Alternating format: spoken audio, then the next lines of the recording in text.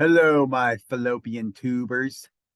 ZiggyNo here from Hobby News Daily, your favorite YouTube daily sports card show. Going to talk to you in this video about why Geoff is going to continue to lose money in sports cards. Geoff, sorry to tell you this, but I listened to your video, love your strategy, like the fact that you're pivoting and you're sharing that with us. But let me share with you some of my thoughts and one of the reasons that I think you're going to continue to see a downplay. Now, first of all, I want to say that you continue to focus on players and cards, and you make these assumptions that people should be buying these cards in the final graded form. I'm assuming that you never talk about, hey, you should be buying it in raw, maybe grading it. I don't hear you talk about crossovers.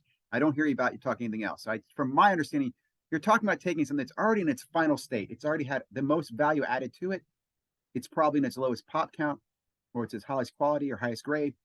And you're telling us we can make money on buying those cards and holding them for a certain period of time until certain actions take place. Now, to me, that's crazy. And the reason is every one of your arguments, and I love your arguments about sports, about finding the top five. I love your argument about the top three players historically, not necessarily sports wise, being Jackie Robinson, Michael Jordan, and Tiger Woods. But all of that is debatable. There is no science to that. There's no logic that says that this are actually the top three most historical people, right? These are all assumptions. And because of that, everything you're doing is based on changes of people's opinions and assumptions. And that changes with the wind, kind of like politics. In my opinion, there's money being made every year in sports cards and will continue to be made sports cards, chasing what Teapot kind of brought to your attention. And that's that all rookies are overvalued.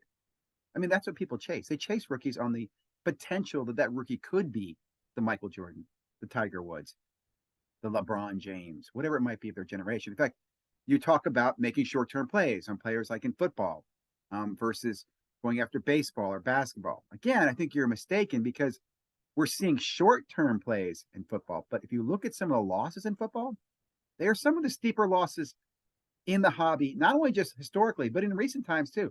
Look at some of these values. If you're telling me Mahomes is at its peak, I'm not going to argue with you. I would have sold and did sell Mahomes in 2017, 18, 19, 20. Sold him when I had him earlier.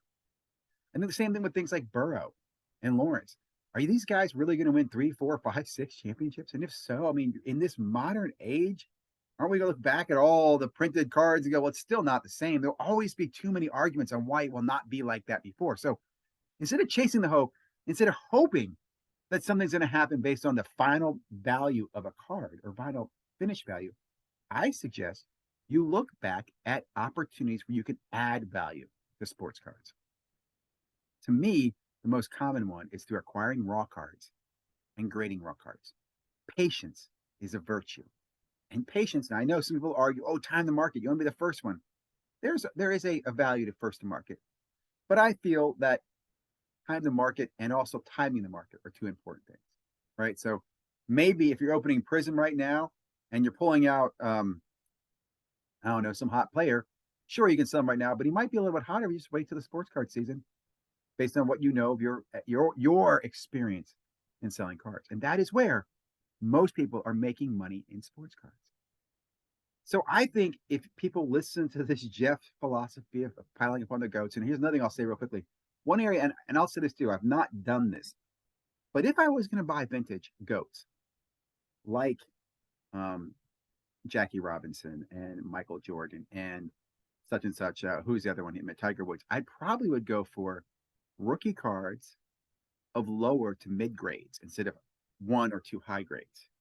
Because my assumption is in the future, when there is transactions of that, there will be 1 or 2 of those PSA 10s that break new records and somebody will sell, but not everybody will.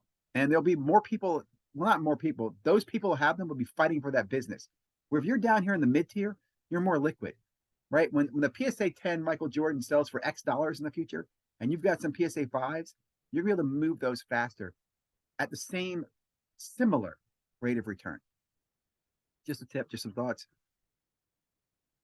Hope you guys enjoy it. Love your comments, feedback. I want to talk more about this too. I really think again, there's a big difference in the market. A lot of the market's so focused on selling a finished product, a product that can't add any value. The only value added to it is by the market hype, market news, and the player potential performance. Like, comment, and subscribe.